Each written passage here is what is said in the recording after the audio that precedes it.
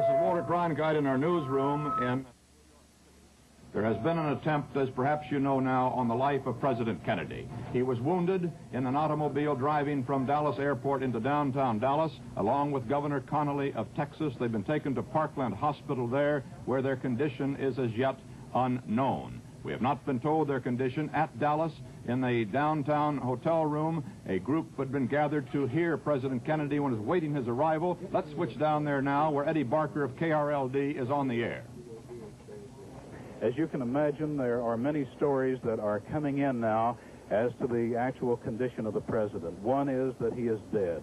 This cannot be confirmed. Another is that Governor Connolly is in the operating room. This we have not confirmed. The president was whisked from the scene of the attempted assassination, or assassination depending upon his condition, of course, at this hour, by bus to Parkland Hospital. And the president undoubtedly is in the emergency room at that hospital, which would be on the first floor of Parkland. No word is yet. We are awaiting something more official. It is, of course, difficult, certainly, to go on scanty reports. This is Walter Cronkite back at the CBS newsroom in New York. We have just been advised from Dallas that blood transfusions are being given to President Kennedy.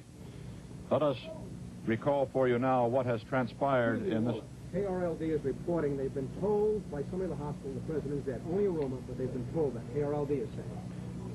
Well, that's a repeat of something that you heard reported to you directly a moment ago from KRLD television in Dallas, and that is the rumor that has reached them at the hotel that the president is dead. Totally unconfirmed, apparently, as yet.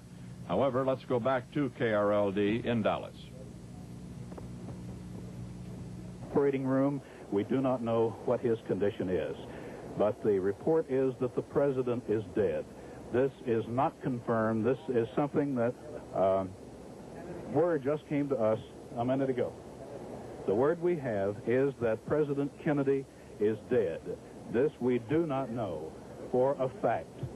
The word we have is that he is dead, that he was shot by an assassin at the intersection of Elm and Houston Streets just as he was going into the underpass. The word we have is from a doctor on the staff of Parkland Hospital who says that it is true. He was in tears when he told me just a moment ago. This is still not officially confirmed, but as I say, the source would normally be a good one. That was Eddie Barker at our affiliate KRLD in Dallas, Texas, speaking from the room where President Kennedy had been scheduled to make an address to 3 Dallas organizations, but an assassin's bullets cut him down on the way to that meeting from the airport.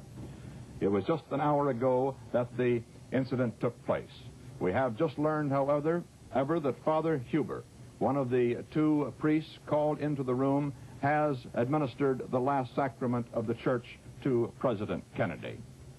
Regarding the probable assassin, the sheriff's officers have taken a young man into custody at the scene, a man 25 years old. We just have a report from our correspondent Dan Rather in Dallas that he has confirmed that President Kennedy is dead.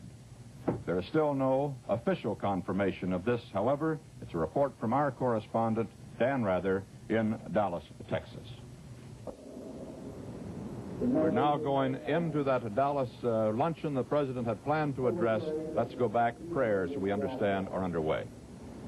That we may reveal that promise that shall be pleasing to thee.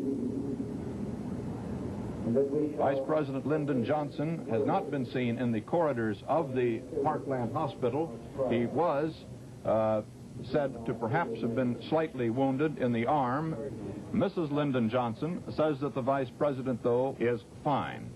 Throughout the streets of Dallas, the Dallas police had been augmented by some 400 policemen called in on their day off because there were some fears and concerns in Dallas that there might be demonstrations, at least, that could embarrass the president, because it was only on October the 24th that our ambassador to the United Nations, Adlai Stevenson, was assaulted in Dallas, leaving a dinner meeting there. From Dallas, Texas, the flash, apparently official, President Kennedy died at 1 p.m. Central Standard Time, 2 o'clock Eastern Standard Time, some 38 minutes ago.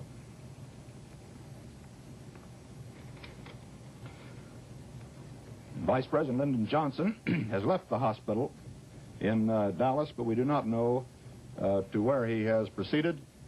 Presumably, he will be taking the oath of office shortly and become the 36th President of the United States.